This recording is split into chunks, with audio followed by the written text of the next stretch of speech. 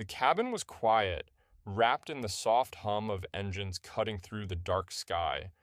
Most passengers were half asleep when a sudden voice shattered the calm. "Hey, that's him!" A man in the aisle seat shot to his feet, arm extended, finger pointing across the row. Marcus Reed looked up slowly from the book resting on his lap. "You took my wallet," the man said loudly. "I saw you watching me earlier." Several heads turned. A phone screen lit up. Someone in the back whispered, "What's going on?" Marcus spoke quietly. "I didn't take anything." The man scoffed. "Then why are you acting so calm?" A woman across the aisle shifted in her seat. "Sir, maybe you should check your pockets first." "I know what I'm saying," he snapped, pointing again. "It's him." Marcus held his gaze for a moment, then looked back down, his hands resting still on the armrest. Another passenger murmured, "This doesn't feel right." But the man's voice grew, louder. "I want someone to search his bag." Marcus Reed remained seated, hands resting calmly on his knees, while the voice across the aisle grew louder. "I'm telling you, he took it," the man insisted. "I saw him looking around earlier." Marcus looked up slowly. "Sir, I didn't take anything."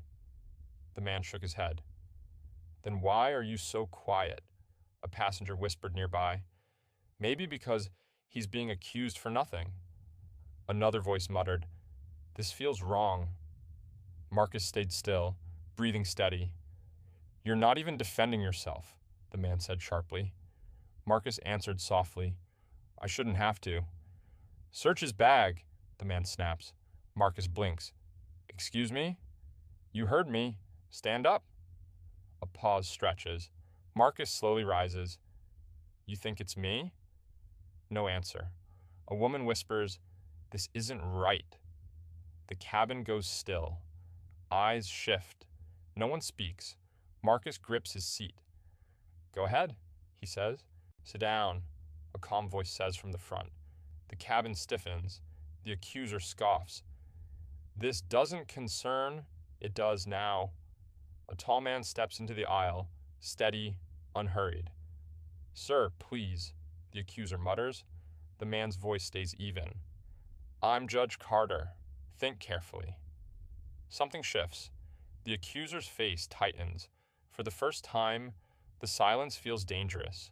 Marcus exhales slowly. "You want my bag?" No one answers. The silence feels old to him. "I've seen this before," Marcus says quietly. A passenger mutters, "What do you mean?" "Stores, airports, little looks." He pauses. "They watch. They wait." His voice stays calm. "If I raise my voice, I'm the problem." Someone shifts uncomfortably. Marcus rests his hands on the seat. "So I stay calm," he says. "Truth usually shows up." "I filed a report," Marcus said quietly, staring at the aisle. "About what?" a flight attendant asked, hesitant. "Last year. The flight before this one, the security guards, the questions that didn't need asking." "They didn't respond?" "No, nothing. Just disappeared." A passenger murmured, "That's terrible." Marcus shrugged. No one wanted to see it. Comfort mattered more than truth. He paused. "Somewhere in those files, my name kept showing up, waiting." "Waiting for what?" someone asked softly. "For someone to finally notice," Marcus replied, calm, almost unreadable. Whitaker steps forward, voice low but firm. "Sir, please, sit down." The accuser glares. "Who are you to—" "I'm Daniel Whitaker," he interrupts. "I've been reading reports." The cabin grows tense. Phones are raised, eyes wide. "Reports?" someone whispers. "Yes," Whitaker says, steady. "Repeated complaints. The same passengers. Quiet, calm, always ignored." He stops near Marcus. "The man you accuse, he's the same one I've been studying." The accuser swallows. Face tightens. Marcus remains seated, expression steady. Whitaker's eyes meet the accuser's. Think carefully. You're not alone here. Sir, should we call security when we land? A young flight attendant whispers, voice tight. Whitaker shakes his head. No, not yet. Richard pounds the armrest. Check his bag. I know it's here.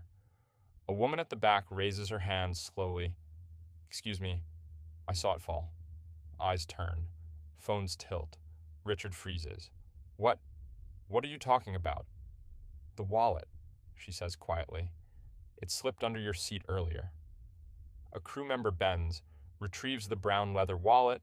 Murmurs ripple through the cabin. Richard swallows. His face pales. Whitaker's gaze holds him. Seems the truth has a voice after all. Marcus remains calm, adjusting his jacket, letting silence carry the moment. The flight attendant kneels slowly, reaching beneath Richard's seat. Her fingers close around the brown wallet. She lifts it, holding it up. Whispers ripple through the cabin. Phones tilt, recording every movement. Richard's face drains of color. I don't understand, he mutters, voice trembling. Whitaker's eyes meet his.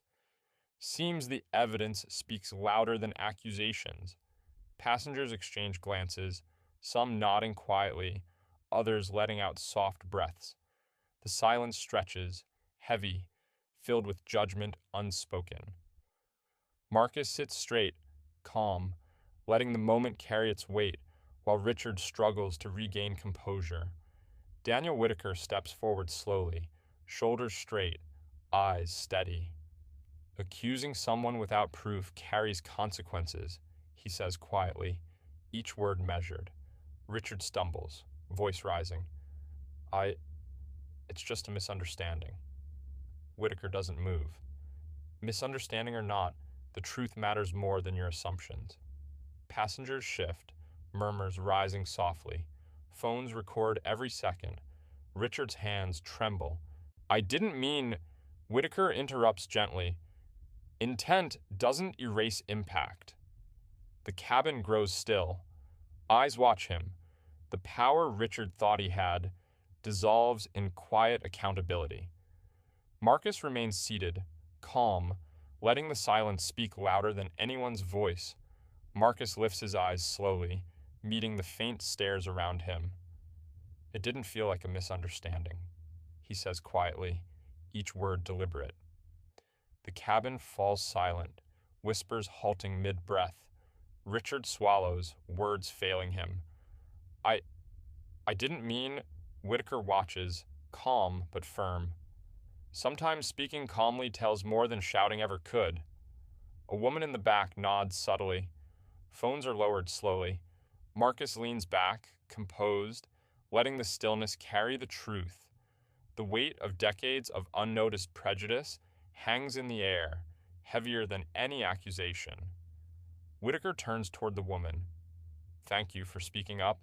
That made all the difference.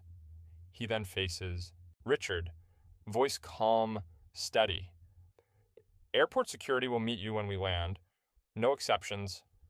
Richard's face tightens, then slackens. His confidence falters. I didn't mean to. A whisper travels through the cabin. Did you see that? Marcus straightens his jacket. I just wanted to get home.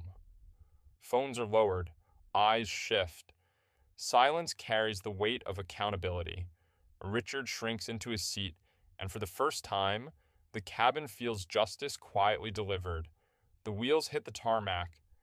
Silence drapes over the cabin. A uniformed officer guides Richard down the aisle. His face is pale, voice gone. Passengers watch, murmurs restrained. Phones are lowered. Marcus adjusts his seat, letting the quiet settle around him. The accusation that once roared now leaves only weight, a lesson in restraint and dignity. No one cheers, no one speaks. The truth has walked off the plane, heavier than any argument. A woman slows by his seat, murmuring, I'm sorry. A man meets Marcus's eyes, nods once, then moves on. Backpacks shuffle past, feet hesitate, Glances linger. No one speaks loudly. Hands touch shoulders briefly in unspoken acknowledgement. The cabin that judged now carries quiet regret, recognition, and respect, passing silently along the aisle. Whitaker leans slightly, voice low but firm. They shouldn't have ignored you all these years. Marcus shrugs, tired but composed. I never thought it would change. Whitaker nods slowly, eyes steady. It will now. No one will be dismissed like this again. Marcus looks ahead, silent. The gate hums quietly around them, a small shift felt without a word. The TV plays the clip again, Marcus watching silently. A reporter narrates the incident, highlighting the airline's response. Marcus leans back, hands folded, expression steady. His phone buzzes with messages praising his composure. He exhales slowly, turns off the screen, and sits in quiet. The calm in. Posture speaks louder than any headline.